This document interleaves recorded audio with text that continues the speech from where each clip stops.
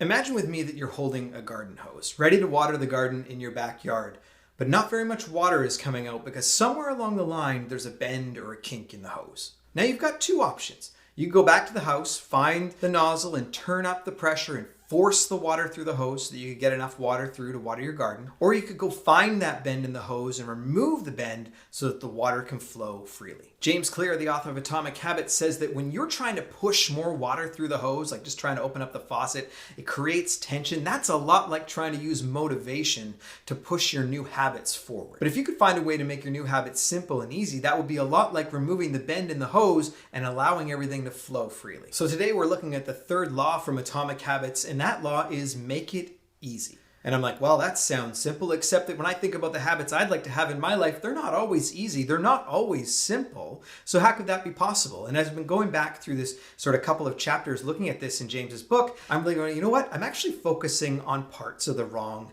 habit, or the wrong part of the habit, perhaps, to actually get things moving. Let me illustrate this with a story that's from the book. So James tells a story about a lady who had a very distinct ritual, a very distinct habit of going to the gym every morning. But in that ritual, she had this sort of plan for her morning. So she'd lay out her workout clothes, she'd get those on, head down, and actually catch and hail a cab, jump in the cab and tell the cab driver to say, hey, you know what, take me to my gym. And then from there, she would work out. And what he pointed out was that the habit for her, the ritual for her that was so important was actually the point of getting in the cab and telling the cab driver where to take her. That was the point of no return, what James calls the decision moment. Up until that point, she could have walked away from the habit. But once she got in the taxi and actually said, hey, you know, take me to the gym, that was it. She was committed. She was going to work out. That was an inevitable conclusion after her already done the habit of getting in the cab every morning. And now I think that's absolutely fascinating because her goal is to work out, to be healthy, all of those things. But the habit that she developed was actually to get in the cab. And now that just leads to the possibility of the greater habit that she's trying to develop. And sometimes that's where I think I'm missing the point personally, where I need to go back and say, you know what, I actually need to take this back a little further. What's that decision point? What's that point of no return, whereby if I do this, then the habit that I really want is inevitable. And this is where James introduces what he calls the 2-minute rule. And the 2-minute rule is this: when you start a new habit, it should take less than 2 minutes to do. Well, that sounds a bit crazy, isn't it? I mean, if my goal is to work out, I can't just work out for 2 minutes. I mean, it takes me 2 minutes to put on my shoes. But wait, this is exactly what James is talking about. Let's say that your goal is to run a marathon.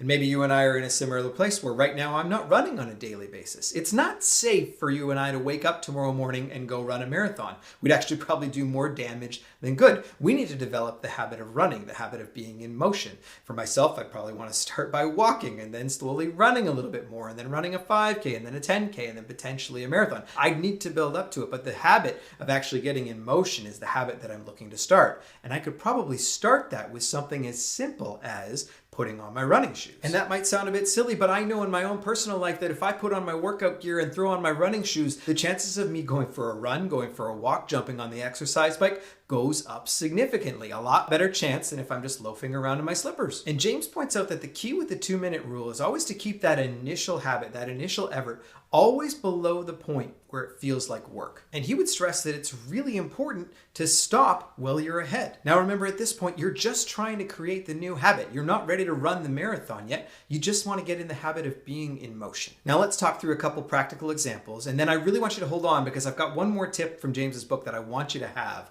where he talks about another idea that's really going to allow you to remove the bend in the hose. It's really going to allow everything to move more freely for you and your habits. So I think that reading your Bible on a daily basis is an incredibly important habit. And I think it's a great place where you can sort of apply this 2-minute rule, because there's a lot of people who are like, I want to read my Bible. I want to read my Bible in a year, Bible in 365 days and whatever that works out to. That can actually be quite onerous. But when we talk about just building the habit of reading your Bible, like actually getting the book out and having it open on a daily basis for you. What if you told yourself, I'm only going to read one verse? I just want to develop the habit of I'm putting my Bible in front of me every single day and I'm going to read something, but you tell yourself for the first 2 weeks, 3 weeks, whatever it is, it doesn't really matter.